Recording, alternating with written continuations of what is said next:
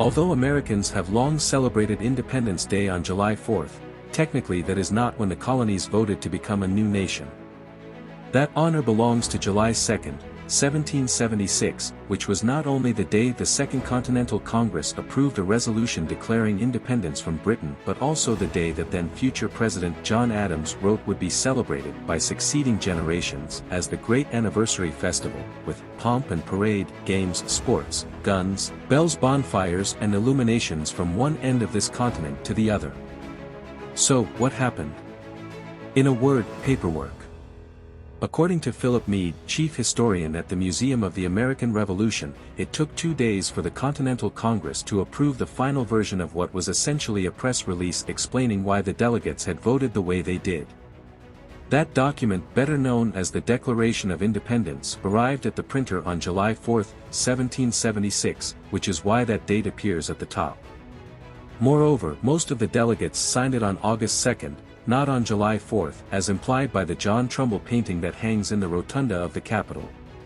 But though Adams might have been surprised to see Americans fete the 4th of July, he did play a part in the shift. When he and Thomas Jefferson both died on July 4, 1826, that date became even more enshrined in American memory. Independence Day isn't the same celebration and party for some as it is for most though, according to Frederick Douglass. On July 5, 1852, Frederick Douglass gave a keynote address at an Independence Day celebration and asked, "What to the slave is the 4th of July?"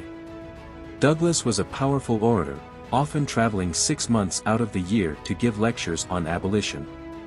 His speech, given at an event commemorating the signing of the Declaration of Independence, was held at Corinthian Hall in Rochester, New York.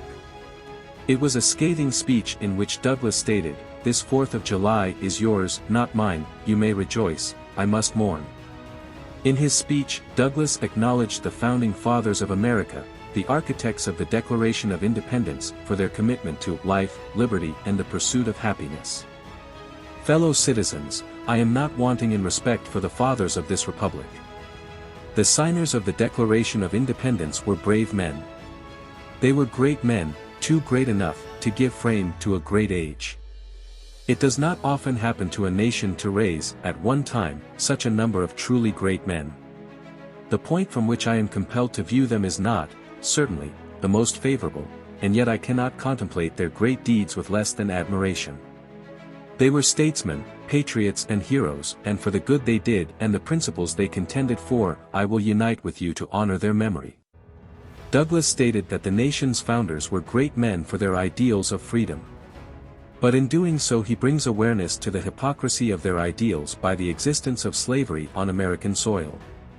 Douglass continues to interrogate the meaning of the Declaration of Independence to enslaved African Americans experiencing grave inequality and injustice. Fellow citizens, pardon me, allow me to ask, why am I called upon to speak here today? What have I, or those I represent, to do with your national independence? Are the great principles of political freedom and of natural justice embodied in that Declaration of Independence extended to us? And am I, therefore, called upon to bring our humble offering to the national altar and to confess the benefits and express devout gratitude for the blessings resulting from your independence to us? Would to God, both for your sakes and ours, that an affirmative answer could be truthfully returned to these questions. Then would my task be light, and my burden easy and delightful. For who is there so cold, that a nation's sympathy could not warm him? Who so obdurate and dead to the claims of gratitude that would not thankfully acknowledge such priceless benefits? Who so stolid and selfish, that would not give his voice to swell the hallelujahs of a nation's jubilee when the chains of servitude had been torn from his limbs? I am not that man. In a case like that, the dumb might eloquently speak and the lame man leap as an hart. But such is not the state of the case. I say it with a sad sense of the disparity between us. I am not included within the pale of glorious anniversary. Your high independence only reveals the immeasurable distance between us. The blessings in which you, this day, rejoice, are not enjoyed in common. The rich inheritance of justice, liberty, prosperity and independence, bequeathed by your fathers, is shared by you, not by me. The sunlight that brought light and healing to you, has brought stripes and death to me. This 4th July is yours, not mine. You may rejoice, I must mourn. Frederick Douglass, July 5, 1852.